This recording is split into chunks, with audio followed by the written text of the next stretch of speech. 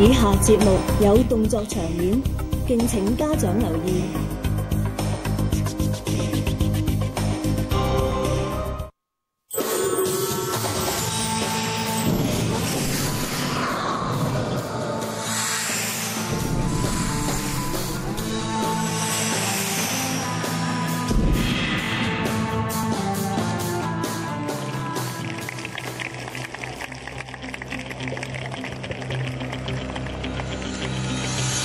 歡迎大家收睇為中國加油嘅搏擊之夜。咁啊，首先多謝呢個主辦單位嘅主辦單位啊 Samuel 先。你好啊，你好啊，老。多謝你橫風橫雨嘅晚上咧，帶嚟幾場搏擊俾我哋睇喎。嗯，多謝兩位先。阿 Samuel， 我想知道啦，今晚咧究竟係有啲咩拳手啊，同埋賽制係點嘅咧？其實今晚嘅拳手咧，可以話係嚟自世界各地喎，有泰國啦、愛爾蘭啦、葡萄牙啦、日本啦，當然當係我哋香港啦。咁啊，賽例咧係泰例嚟嘅，係一個泰拳嘅比賽嚟嘅。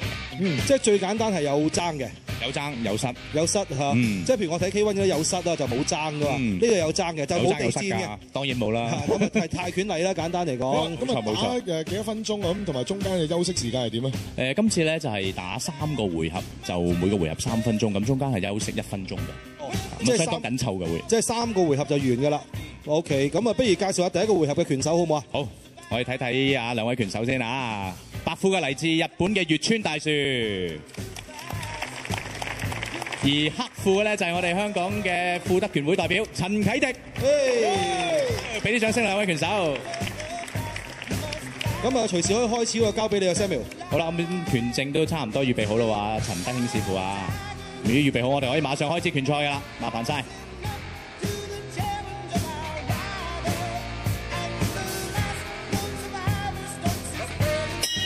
好啦，馬上開始啦拳賽，第一回合。阿循例要即係話俾屋企嘅小朋友聽咧，佢哋係受過專業訓練嘅，就唔好立亂模仿呢啲動作。兩位都係比較輕磅嘅拳手咧，就係51 kg 嘅，所以會比較快嘅動作嚇，但係就唔會係咁重型嘅動作。冇錯啦，密度會比較高啲嘅。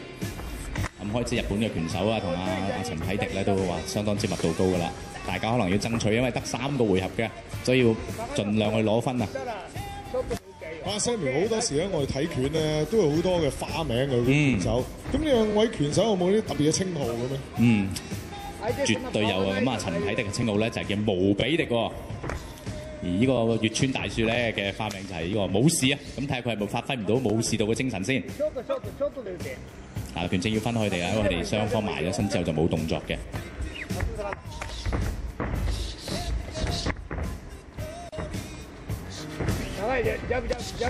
雙方都打得好謹慎嘅。第一個回合通常都係咁樣啦。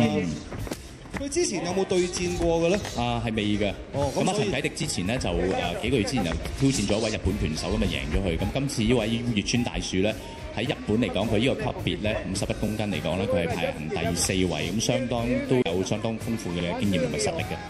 喺日本排得第4都有翻咁上下。咁日本呢位選手佢係練泰拳啊，定係練其他武術嘅咧？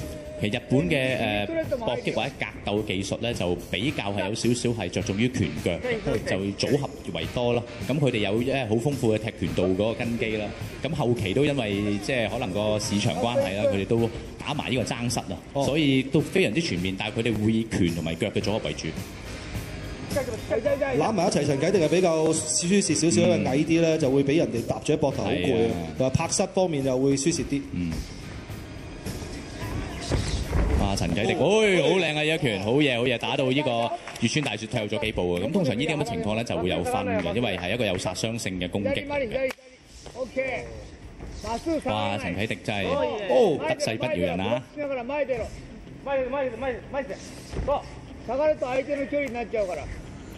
佢哋呢個回合咧就仲有差唔多30秒嘅啫，咁要睇下呢個月川大樹能唔能夠喺回合盡量去挽回呢個頹勢啊！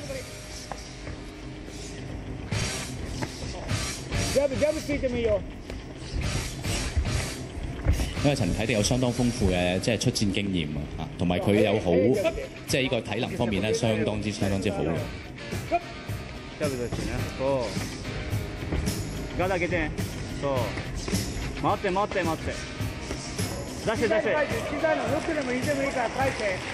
哇！聽現場觀眾反應都覺得逼得幾好啊！係第一回合完畢。